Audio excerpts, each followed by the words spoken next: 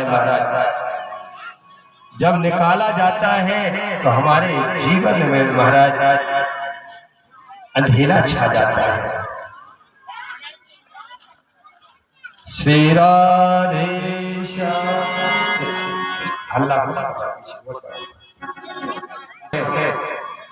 सिर्फ बिटिया के लिए है, 10 मिनट के लिए। तुम्हारे जिसके पास में बेटी है वह बेटी चरित्र को सुन करके अपने हृदय में उतार ले।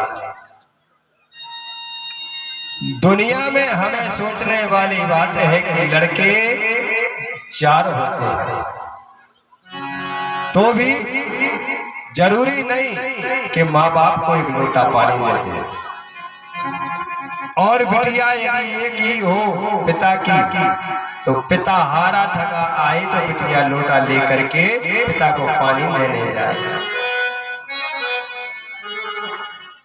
बिटिया पानी लेकर के जाएगी, नाश्ते की पूछेगी और पिता से कहेगी पिता इतना काम मत किया करो,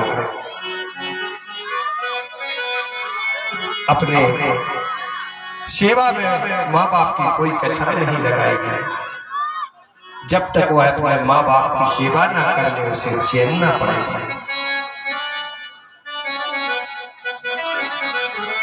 प्यारे भाई, दिल में ऐसी जगह बनाती है बिटिया, जब वह जाती है ना तो वह जगह खाली हो जाती है। वह ऐसी जगह खाली हो जाती है तो महाराज जिस अंगना में छम छम करके हमारी बहन बिटिया खेलती है, छोटे से बड़ी उस अंगना में हो जाती है। और जब वह जाती है तो वास्तव में अंगना खाली हो जाता है। तो पिता को ऐसा लगता है कि जैसे मैं लुट सा गया हूँ, मेरे जाने के बाद कुछ खो गया हो, मेरा जाने क्या चला गया।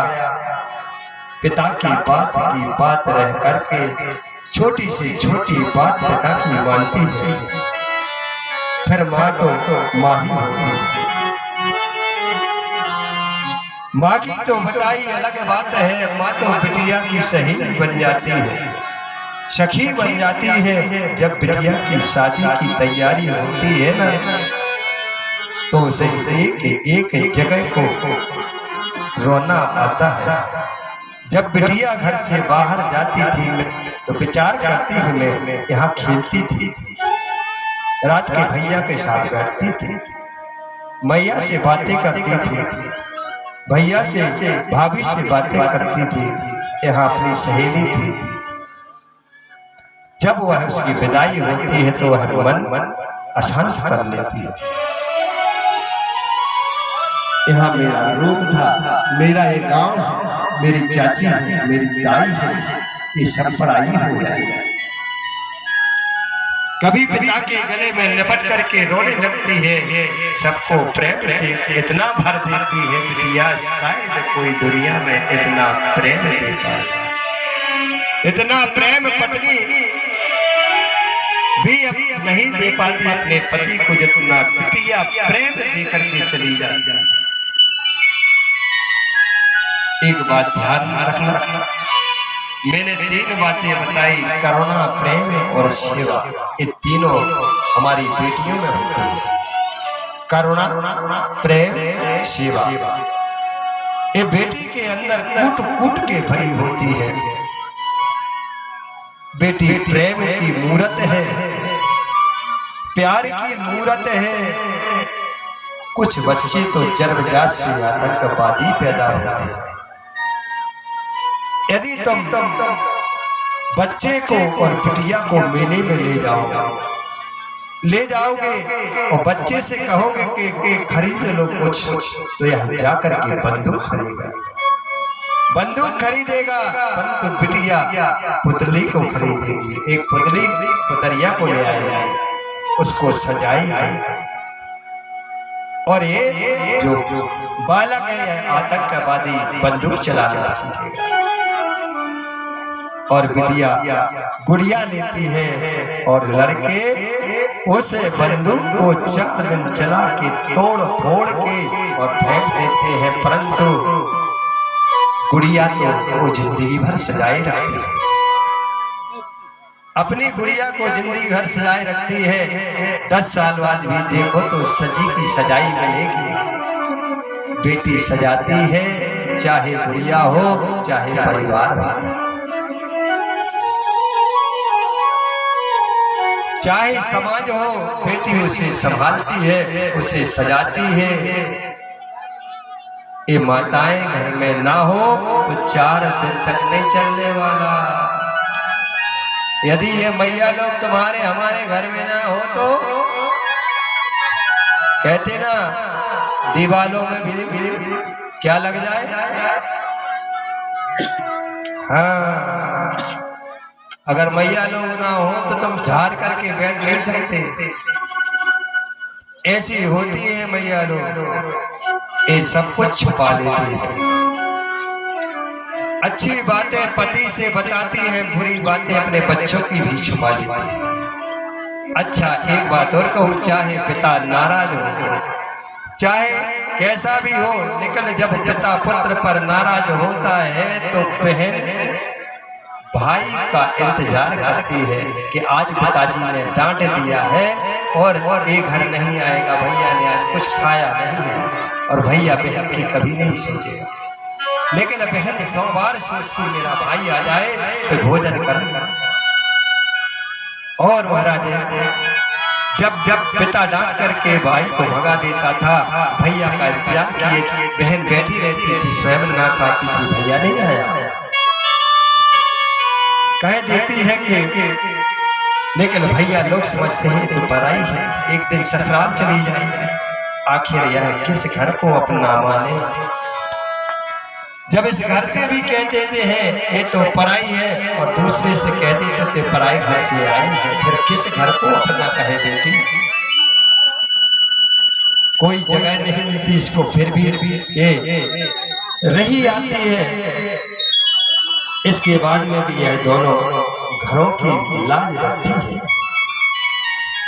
इसके बाद भी यह अपने लिए कुछ नहीं चाहती, उससे अपने लिए कुछ मांगती भी नहीं। परमात्मा से मांगती है तो अपने परिवार के लिए, अपने बच्चों के लिए, व्रत रहती है तो अपने बच्चों के लिए, पति परिवार के लिए, अपने लिए कुछ नहीं मांगती। ऐसी होती मैया, ऐसी होती बेटी। और उससे पूछो अपने लिए, बोली मेरा क्या, मेरो पति ठीक रहे, मेरो बेटा ठीक रहे, मेरो परिवार ठीक रहे। एक माँ का बलिदान तो देखो। सीता जी ने अपनी सखियों से कहा, बहनों मुझे क्षमा कर देना। सखियां आज सजा रही हैं, सजा रही थी, लेकिन इन्हें अच्छा नहीं लग रहा था सीता जी को, उनका सजाना अच्छा नहीं लग रहा था। बहुत दुखी थी सखियां, क्योंकि जब शादी हो जाती है तो फिर सखियां मिले ना मिले इसकी कोई गारंटी नहीं, कोई गारंटी नहीं रहती। सीता जी संधज के माँ के पास पहुंची और माँ से कहा, माँ मुझे ऐसा आशीर्वाद दे, मैं ससुराल में जाकर के तेरा नाम रोशन करूंगा और कभी तेरी याद ना आए, क्योंकि मैं तेरे लाड प्यार की याद करती रहूंगी। तो मुझसे कामों में चूक होगी तो सास मुझे ताने देगी। इसलिए मैया तेरी याद ना आए मैया, यही मुझसे भूल चूक होगी मैया। और बात कहूं भैया, मैया बिटिया अगर सुख चैन में पहुंच गई, सुनो मेरे भैया, अगर बिटिया सुख चैन में पहुंच गई तो माँ बाप को सुख चैन है, सुख चैन से माँ बाप जी लेते हैं। और बेटी चैन में ना पहुंच पाई तो पता है माँ बाप का जीवन भी नरक बन जाता है। ना जाने कब बेटी का संदेशा आ जाए।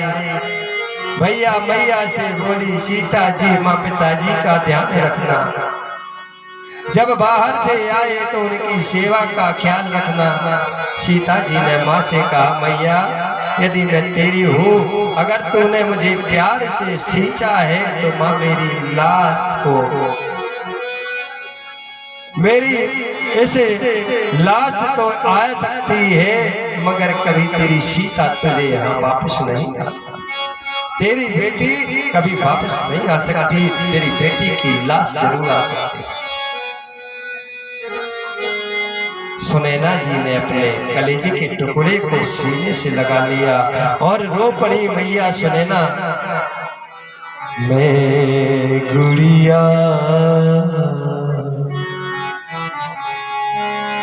गुड़िया को लेकर के रोने लगी।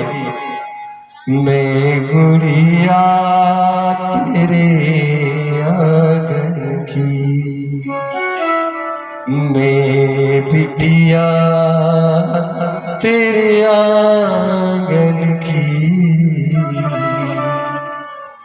बैठ के जाओ डोली साजन की। ओ मैं गुड़िया तेरे आंगन की।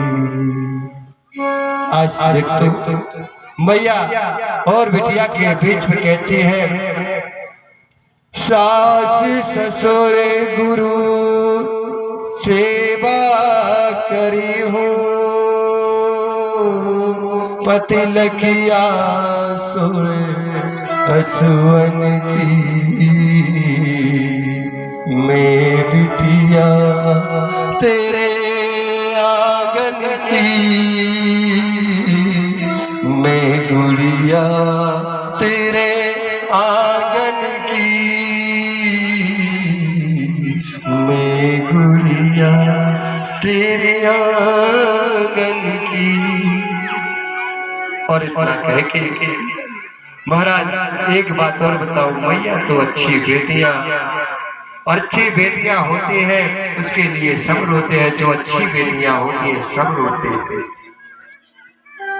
चाची भी रोती है, मैया भी रोती है, भाभी भी रोते हैं, मोहल्ले वाले भी रोते। सीता जैसी बेटियां हो तो ऐसा लगता है खाली मेला हो गया और उड़ गई चिड़िया आंगन से, घर खाली हो गया। और जब सीता जी की विदाई हुई तो पूरा गांव रोया, पूरा जनकपुर रोया। और जिसके घर में बिटिया ना हो वह क्या जाने बिटिया का तो कि कैसा होता है बिटिया का दर्द। और महाराज यहाँ कहती है मैया कि मैं गुड़िया तेरे आंगन की, मैं गुड़िया तेरे आंगन की। जब यह सब हो गया तो श्री सुखदेव जी महाराज कहते हैं, राजन विदर्भ देश नरेश भीष्म के 5 पुत्र थे, एक रुक्मी रुक्मार्थ रुक्मबाहु